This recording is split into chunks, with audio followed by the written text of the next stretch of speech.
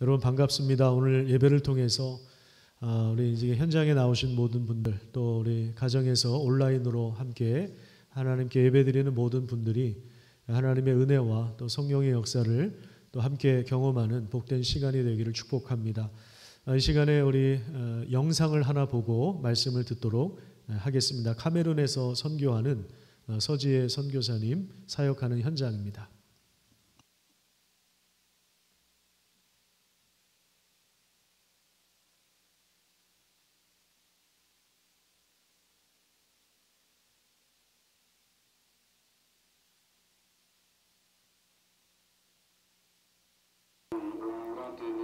250여 개가 넘는 부족의 나라 카메룬. 대부분 이슬람교를 맹신하는 땅. 이곳 은가운테레도 그렇습니다. 비조로라는 곳이 있는데 저희들이 그 주일학교를 돕고 섬기려고 지금 함께 예배드리려고 가는 길이에요. 조금만 도시를 벗어나도 아프게 드러나는 가난한 마을 비조로. 그곳에 세운 귀한 예배당인데요.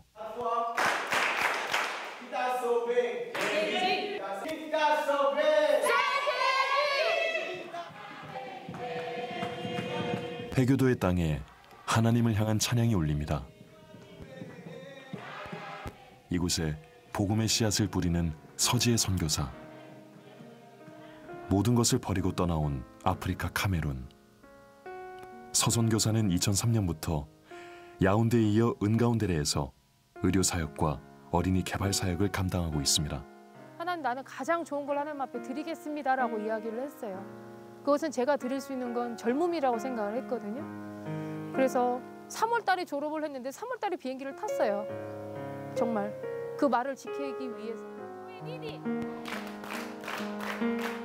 아프리카 땅에서 특히 더 소외된 여성과 아이들을 위해 이곳을 찾은 서지혜 선교사. Bien que vous soyez aussi pauvre, quand dès que vous donnez quelque chose, partagez quelque chose, n'est-ce pas? Dieu, notre puissant lui-même, il compte. Par la grâce de Dieu, à partir d'aujourd'hui. 아프고 가난한 마을. 문명과 멀리 떨어져 있어 변변한 의료 시설도 하나 없습니다. 지독한 영양 결핍과 열악한 환경은 아이들에게 치명적인데요. 말라리아인 것 같아요. 말라리아 같은 무서운 열병을 감기처럼 달고 다니는 아이들. 이 아이는 좀 심각합니다. 나 이런 경우 아이들 많이 죽었어요. 말라리아에다가 심하게 빈혈이 왔는데 집에서 그냥 방법이 없으니까 내비뒀다가 다른 합병증으로 아이들이 많이 죽어요. 핏기 하나 없는 아이의 차디찬 몸을 힘껏 안아주는 것만이 지금 할 수 있는 전부입니다. 끈질긴 가난과 굶주림, 고리처럼 이어진 질병들은 연약한 아이들을 더욱 깊숙이 파고듭니다. 생존, 살아내는 것만으로도 힘겨운 일상의 사람들. 그들을 위로하는 서지혜 선교사의 발걸음이 마을 가장 높은 곳까지 닿습니다.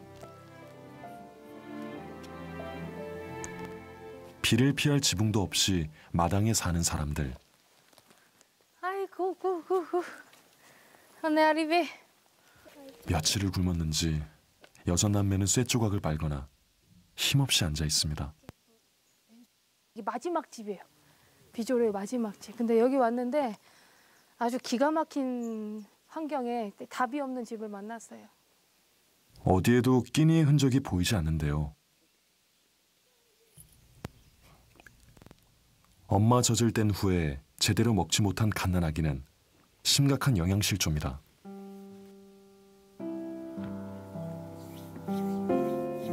단단해졌나 싶어도 늘 마주하면 아픕니다. 제가 있는 것을 다 나눠준다고 하더라도 해결 안 되는 것들이 많아서. 그렇다고 이 아이를 버려둘 수는 없습니다. 넉넉한 거를 안 먹여도 최소한의 것만 먹여도 아이들 빈혈 문제, 또 면역이 좋아지기 때문에 말라리아로도 또 강하고.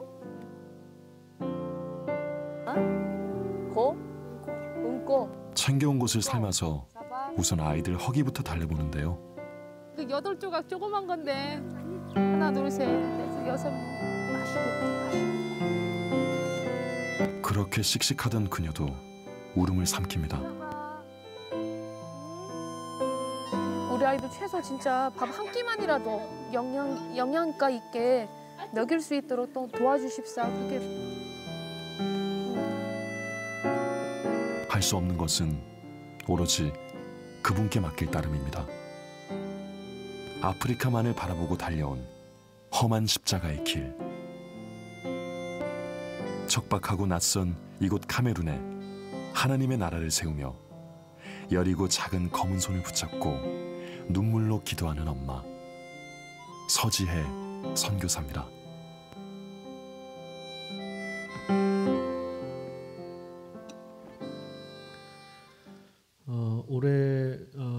올해부터 매달 10만 원씩 후원을 하기를 원하는데, 어떤 집사님께서 목사님 좀 선교사님 좀 연결시켜 달라 그래서 우리 이제 카메룬에서 선교하는 서지혜 선교사님을 연결시켜 드렸습니다.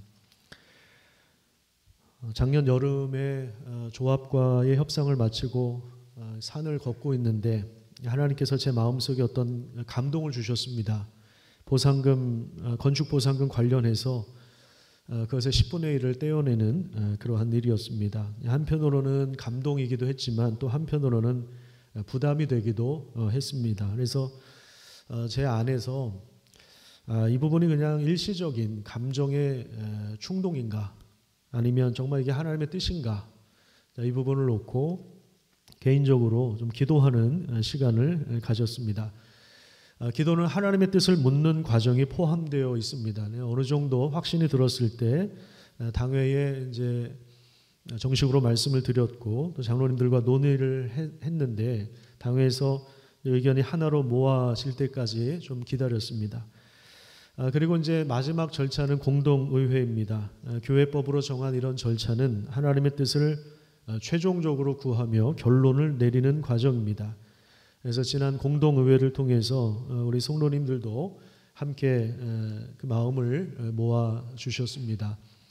그래서 우리 교회는 건축 보상금의 10분의 1 그 금액을 떼어서 아직 결정하지는 않았습니다만은 이렇게 카메룬처럼 그 의료시설이 전혀 없는 곳에 시설을 만들어주고 또 이렇게 장비를 지원해주는 그런 일들을 하면 의미가 있을 거라고 생각을 합니다.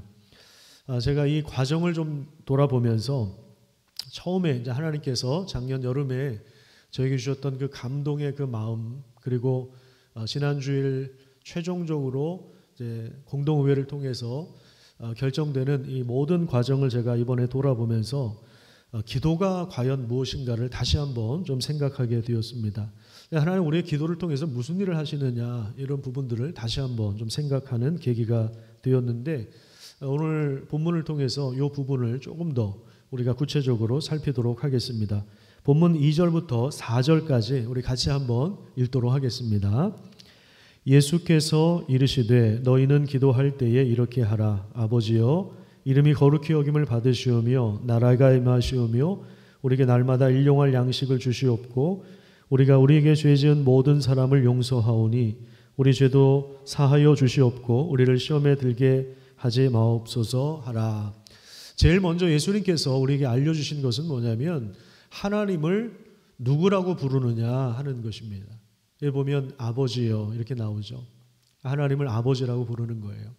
예수님께서도 지상에 계실 때 하나님을 아버지라고 불렀습니다. 아버지 하면서 기도를 시작하셨는데, 이 아버지라고 하는 단어는 하나님과 예수님 사이에 가장 친밀한 단어입니다. 그래서 우리에게도 하나님을 아버지라 부르도록 그렇게 예수님께서 가르쳐 주셨고, 아버지의 이름이 거룩히 여김을 받기를 원합니다. 그리고 하나님의 나라가 이 땅에 임하기를 원합니다. 이렇게 기도하라고 가르쳐 주셨습니다. 기도는 내가 원하는 조건과 욕망을 얻기 위하여 때를 쓰는 것이 아닙니다. 하나님이 우리 아버지이심을 기억하는 것으로부터 기도는 출발합니다. 예수님께서 누가복음 9장 51절 이후에 이제 예루살렘으로 본격적으로 이제 그 길을 걸어가는 여정을 시작하신 이유는 바로 이 고난의 과정들을 통해서 자신의 그 죽음을 통해서 아버지의 이름이 거룩히 여김을 받게 되기를 원하셨기 때문입니다. 에스겔서 36장 23절에 보면 여러 나라 가운데서 더럽혀진 이름 곧 너희가 그들 가운데서 더럽힌 나의 큰 이름을 내가 거룩하게 할지라 이렇게 말씀하고 있는데 예수님은 이 약속, 이 말씀을 이루시기 위하여 이 땅에 오시고 또 고난 당하심으로 또 이 말씀을 성취하셨습니다.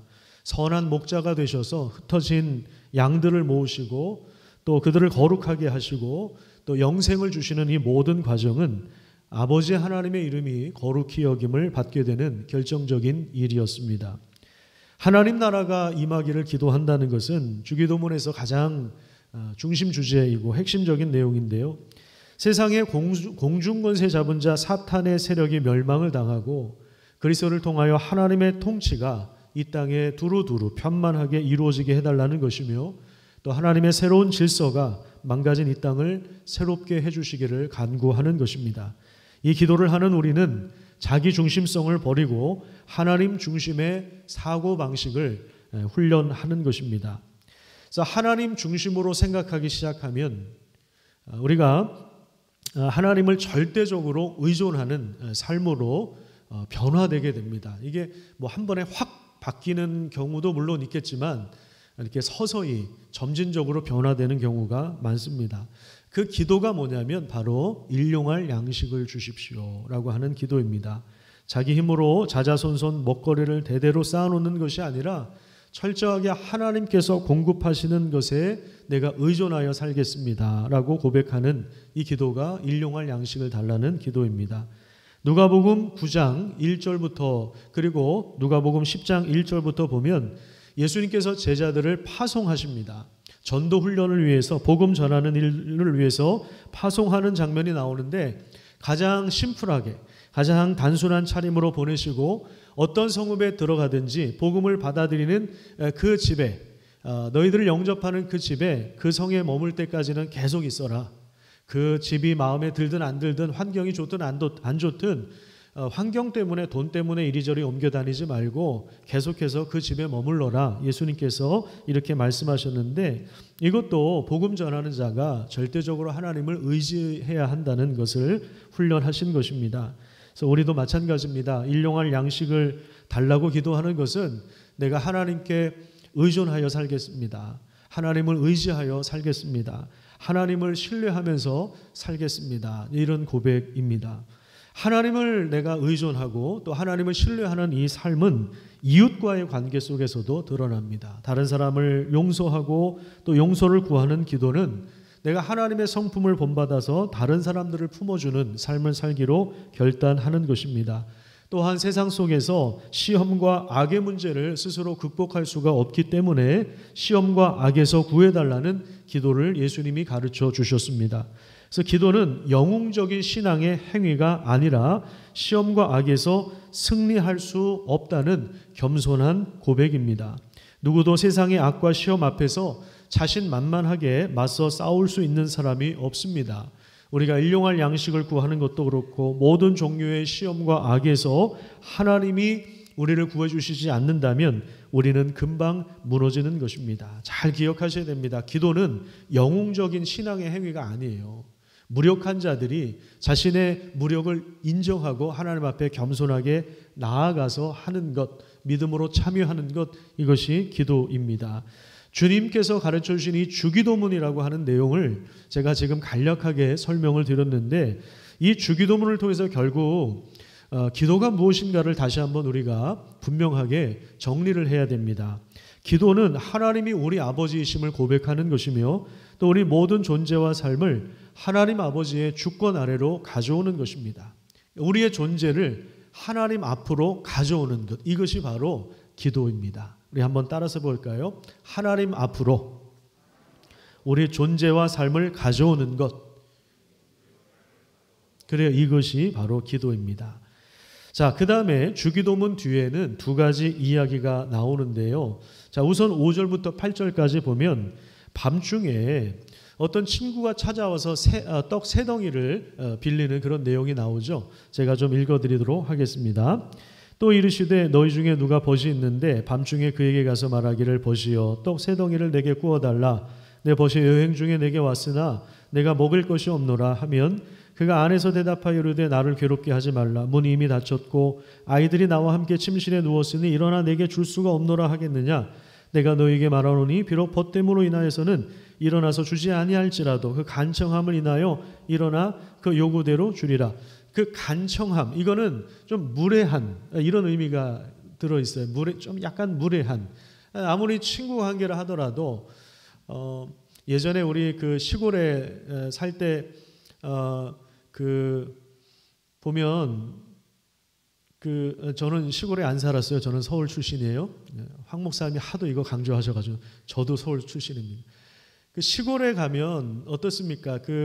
밤중에 누가 손님이 오면 다 깨잖아요. 그렇죠?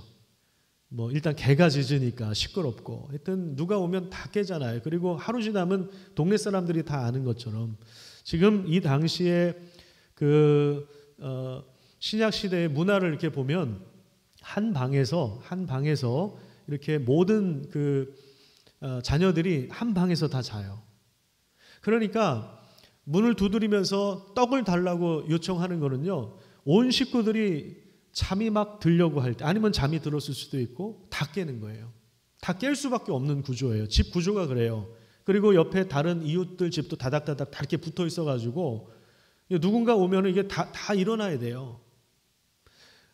그리고 이제 이 당시에는 환대의 문화가 있어가지고 친구가 뭘 이렇게 하면은 당연히 빌려줘야 되고 당연히 음식을 차려줘야 되고 그렇게 하지 않으면 이게 굉장히 이거는 체면이 손상당하는 일입니다. 그러니까 이거는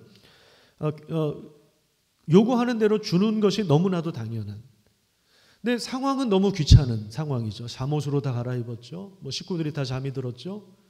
불을 켜고 일어나서 또 먹을 거리를 챙겨줘야 되는 온 식구들을 다 깨워야 되는 이런 불편한 상황이지만 그럼에도 불구하고 당연히 줘야 되는 그런 상황을 예수님께서 이야기하시는 것입니다. 그 다음에 그 뒤에 보면 11절부터 보면 아버지 이야기가 나와요. 야, 네가 아버지라면 자식이 생선을 달라고 하는데 뱀을 줄 사람이 있겠느냐? 그렇지 않죠. 예. 생선을 달라고 하는데 생선 대신에 뱀을 줄 사람이 있겠느냐? 알을 달라고 하는데 전갈을 주겠느냐? 너희가 악할지라도 좋은 것을 자식에게 주지 않겠느냐?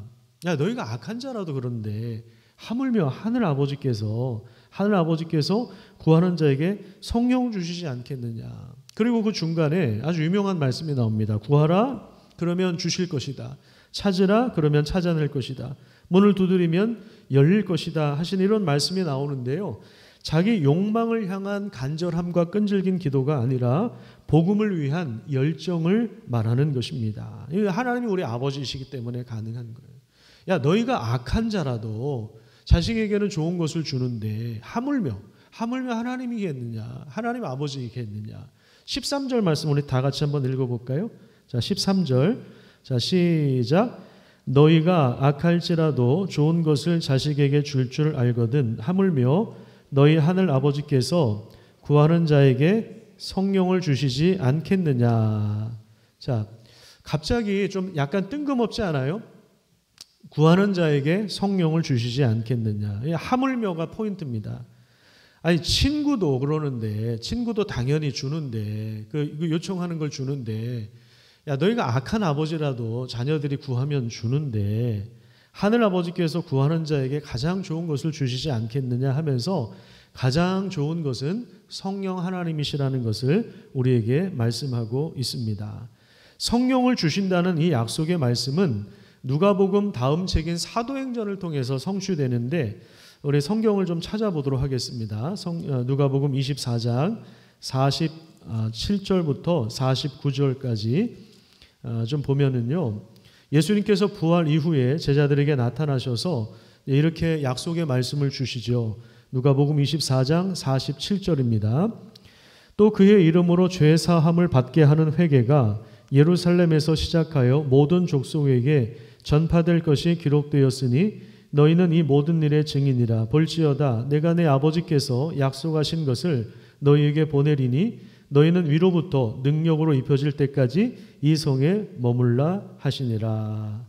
자, 복음이 모든 족속에게 전파된다라고 하는 것이고, 내 아버지께서 약속하신 것, 그 너희에게 보내겠다. 그것이 무엇입니까? 성령님을 보내주시겠다는 그런 약속입니다. 자, 이 약속이 누가의 다음 책, 두 번째 책인 사도행전을 통해서 성취되고 있죠. 사도행전 1장 7절을 한번 볼까요? 사도행전 1장 14절입니다.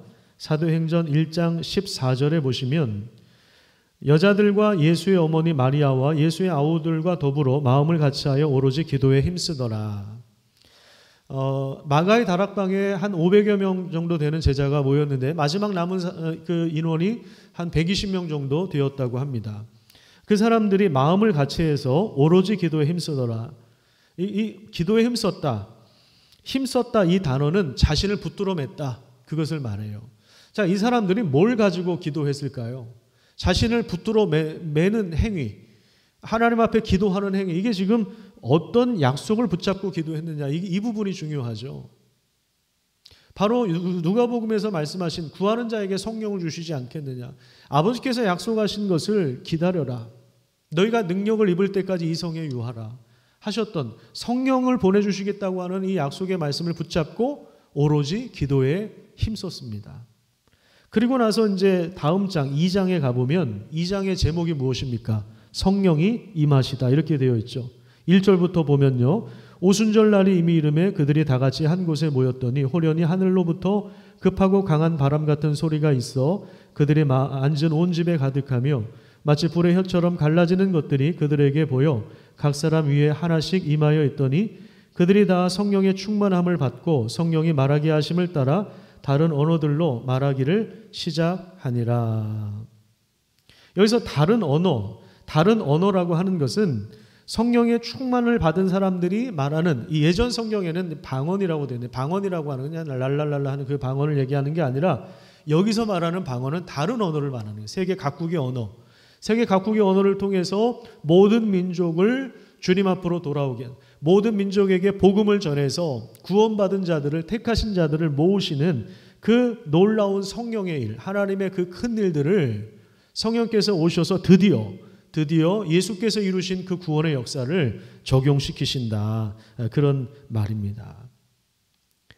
그래서 그리스도를 알게 하시고 말씀을 깨닫게 하시고 우리를 의의 길로 인도하시고 복된 길로 인도하시는 분이 성령님이시기 때문에 구하는 자에게 성령을 주시지 않겠느냐. 이 누가복음 11장 13절의 말씀이 여기서 성취되는 거예요. 하나님께서 우리에게 주시는 가장 좋은 선물은 바로 성령 하나님이라는 사실들을 우리가 보게 됩니다. 복음서를 읽다 보면 가장 많이 등장하는 이야기 중에 하나는 귀신이 쫓겨나가는 이야기입니다. 귀신이 사로잡혀서 인간성을 상실합니다. 여러분, 귀신 들린 사람들 보셨습니까? 정말 인간성이 상실되지 않습니까? 말하는 것도 그렇고 행동하는 것도 그렇고요. 근데 보이지 않지만 지금도 귀신은 우리의 지성 가운데, 우리의 생각 가운데, 우리의 삶 가운데 교묘하게 침투해 들어와서 우리를 미혹하기도 합니다. 분명히 귀신의 역사가 있어요. 근데 이 귀신들이 예수님을 보자마자 항상 일어나는 반응이 뭐냐면 벌벌 떨어요. 일단 벌벌 떨고 결국엔 내어쫓김을 당하죠. 근데 귀신이 나가는 것이 중요한 것이 아니라 귀신이 나간 다음에 그리스도를 영접하는 것이 중요한 것입니다. 하나님의 말씀을 붙잡는 것이 중요합니다. 그렇지 않으면 더 많은 귀신들을 데리고 와서 그 삶이 망가지게 되어 있습니다. 예수님을 영접하고 하나님의 말씀으로 채워갈 때 죄로 인해 망가진 우리의 지식과 의로움과 거룩함이 회복되기 시작하는 것입니다. 이 일을 성령이 오셔서 하는 것입니다. 우리가 새로운 집으로 이사를 가면요, 이사 가기 전에 그 전 주인이 살았던 자국들이 많이 남아있지 않습니까? 저희가 지금 살고 있는 집에 이사를 갔을 때도 마찬가지였습니다. 그 전에 살던 주인이 한 15년 정도 그곳에서 살았습니다. 분양받을 때부터 15년 정도를 계속 살았습니다. 그러니까 그 집에 주인의 자국들이, 주인이 살던 그 삶의 흔적들이 얼마나 많이 남아 있겠습니까? 그러니까 여러분 새로 이사하시면 어떻게 합니까? 우리가 페인트 칠을 하고, 그리고 뭐 도배도 하고 장판도 하고, 또 새로운 가구를 배치하고, 입주 청소를 하고, 새롭게 공간을 재구성하고, 가구를 배치해서 들어가서 사는 우리 라이프 스타일에 맞게 그렇게 고쳐서 살지 않습니까? 예수를 믿는 것도 마찬가지입니다. 예수를 믿는다는 것은 사탄이 점령하고 있었던 곳에 이제 예수의 생명이 들어와서 이제 전혀 다른 삶을 살아가는 것인데, 그런데 예수를 믿지만 여전히 옛 주인의 흔적들이 남아 있을 수 있어요. 아니, 남아 있습니다. 썩어져가는 구습을 따르는 옛 질서의 모습이, 그 죄의 본성이 아직도 시퍼렇게 살아있을 때가 얼마나 많은지 몰라요. 그래서 죄가 얼마나 깊은 것인지, 죄가 얼마나 끈질긴 것인지, 죄가 얼마나 무서운 것인지, 그 죄의 자국과 흔적이 얼마나 깊이 박혀 있는지 우리는 흉악한 죄인들을 보면서, 조두순 같은 그런 사람들을 보면서 알 수 있는 것이 아니라 사실은 우리 자신을 보면서 깨달아요. 아이를 키우는 과정에서, 사업을 하는 과정에서, 부부싸움을 하는 과정에서, 이웃과 돈거래를 하면서 우리는 우리의 죄성을 깊이 들여다보는 것입니다. 이런 상황 가운데 우리와 함께 하시는 성령님께서 우리와 함께 하셔서 우리를 의의 길로, 복된 길로 우리 인생을 이끌고 가시는 것이고, 하나님 나라에 들어가게 하실 뿐만 아니라 하나님 나라 왕국에 합당한 백성들로 삶을 살도록 성령 하나님께서 우리를 이끌어 가시는 것입니다. 그렇기 때문에 이런 사람들은 여호와는 나의 목자시니 내가 부족함이 없습니다. 일용할 양식을 구하는 사람들, 성령의 인도를 따라서 절대적으로 하나님을 의존하는 사람들이 할 수 있는 고백이 여호와는 나의 목자시니 내가 부족함이 없습니다. 그분이 나를 푸른 풀밭으로 인도하고, 그분이 나를 쉴만한 물가로 인도하고, 가장 안식의 그 상태로. 세상은 요동치지만, 세상은 무섭지만, 우리 주변에는 이리와 늑대가 득실득실거리지만 그 가운데 여호와 하나님이 우리의 목자가 되시기 때문에 우리는 부족함이 없습니다. 이렇게 고백할 수가 있는 것입니다. 그것이 하나님의 은혜입니다. 여러분, 기도는 여러 가지 옵션 중에 하나가 아닙니다. 기도는 하나님께서 우리 아버지이심을 고백하면서 우리가 믿음으로 하나님 앞에 나아가는 것입니다. 성령님은 하나님의 깊은 것도 통달하시는 분인데 그분이 우리와 함께 하셔서 우리에게 귀한 진리를 가르쳐 주시는 것입니다. 그런데 자기 욕망으로 가득 차 있으면 성령께서는 우리 안에 계시지만 침묵하세요. 우리에게 감동을 주시지 않습니다. 우리에게 말씀하시지 않습니다. 하지만 우리가 성령님의 인도하심에 따르기 시작하면, 우리가 성령님의 그 인도하심에 귀를 기울이기 시작하면 그 말씀을 통해서, 그 말씀을 깨닫게 하시고 해석하시는 과정들을 통해서 우리의 삶을 복된 길로 인도하시는 것입니다. 그래서 이런 모든 과정이 오늘 본문에도 나오는 것입니다. 자, 누가복음 11장, 오늘 본문 우리가 13절까지 읽었는데 그 바로 뒤에 14절부터 무슨 얘기가 나오냐면 귀신 쫓아내는 얘기가 또 나와요. 예수님께서 말 못하게 하는 귀신 들린 사람을 고쳐주십니다. 근데 이것에 대해서 바리새인들이, 어떤 사람들이 와가지고 이 귀신의 왕을 힘입어서 쫓아내는 것이다 라고 하면서 예수님의 사역을 폄하합니다. 그래서 예수님께서 11장 20절에 보시면 무슨 말씀하시냐면, 그러나 내가 만일 하나님의 손을 힘입어 귀신을 쫓아내는 것이라면 하나님 나라가 이미 임한 것이다. 예수님께서 이렇게 말씀하셨는데, 여기 하나님의 손이라고 하는 단어는 성령님을 가리키는 것입니다. 성령을 힘입어서 귀신을 쫓아내셨다 이 말이에요. 지금 이 현상을 설명하시면서 이것은 무슨 증거냐? 하나님의 통치가 이 땅에 임했다는 증거다라고 하는 거예요. 성령의 역사를 통해서 하나님의 뜻이 풍성하게 이 땅 가운데 이루어지고 있다는 것을 말씀하고 있는 것입니다.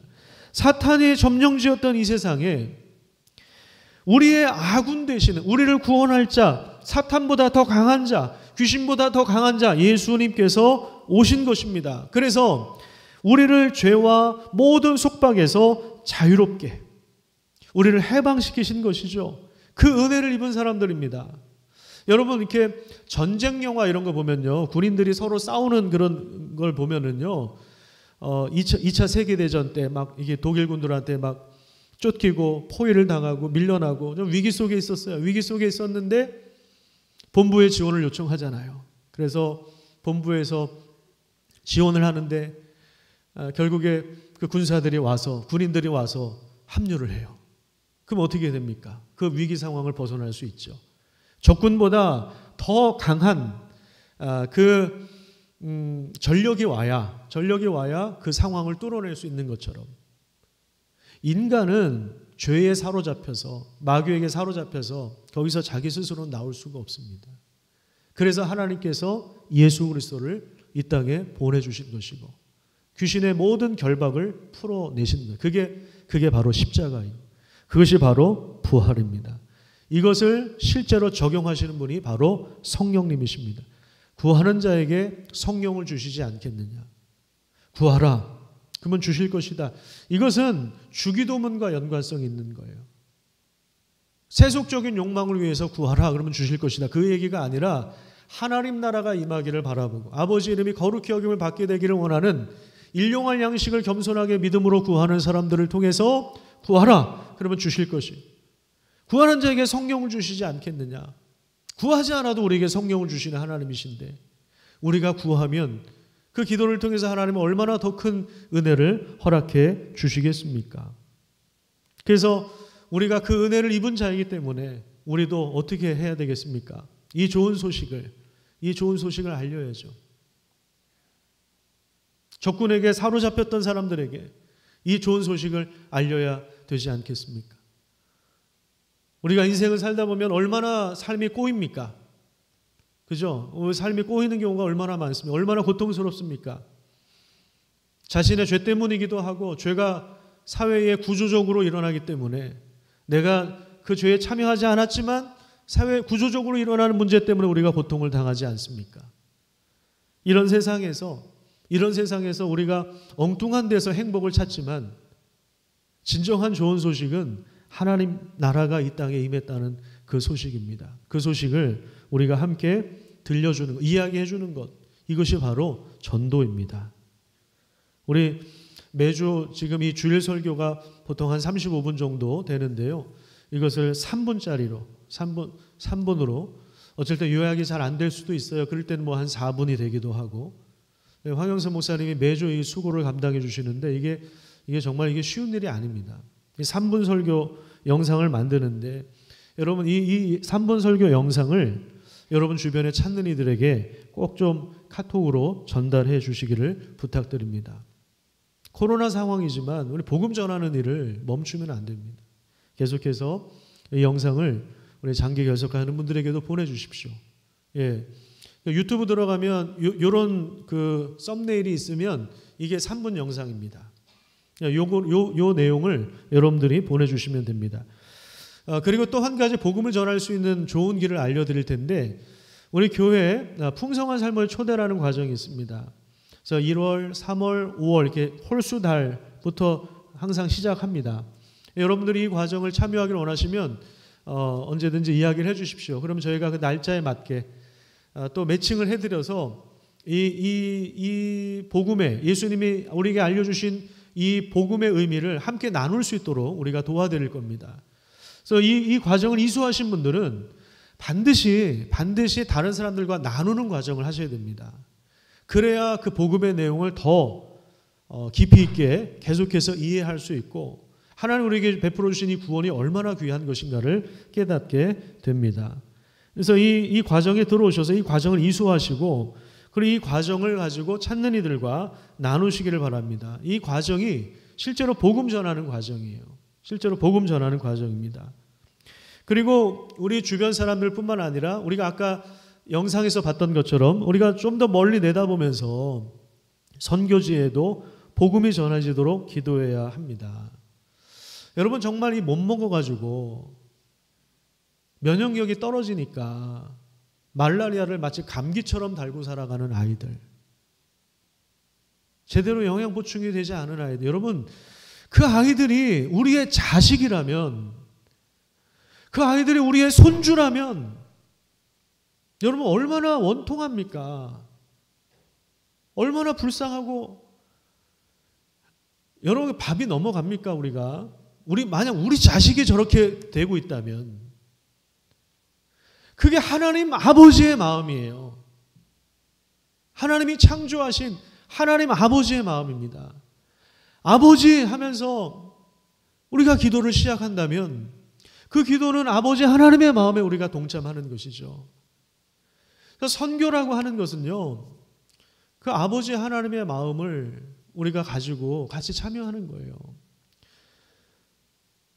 돈을 보내는 게 중요한 거는요, 돈이 가면 거기 우리 마음이 가게 되어 있습니다. 그렇죠? 여러분 공짜로 받은 거 별로 귀하게 생각하지 않죠? 근데 내가 정말 비싸게 주고 샀어요. 비싸게 주고 샀어요. 그러면 정말 그거 내가 돈 주고 산 거니까 얼마나 귀한 거예요. 책도 그렇더라고요. 책도 공짜로 주면은 별로 그렇게 귀하게 생각하지 않아요. 어느 날 보면 라면 받침대가 되어 있고 막 그러는데 자기가 돈 주고 사면은 아까워서라도 공부하더라고요. 책도 그렇고 모든 게 다 그런 것 같아요.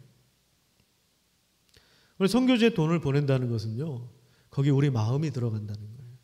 그리고 거기 우리 기도가 들어가는 거예요.